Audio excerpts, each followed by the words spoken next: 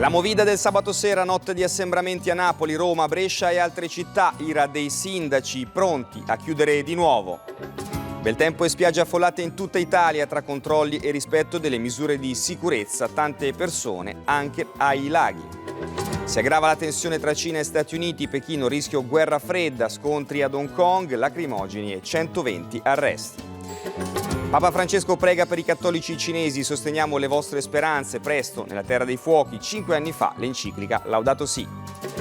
Iniziativa shock del New York Times, 1000 necrologi pubblicati in prima pagina e il paese che riapre sfiora le 100.000 vittime.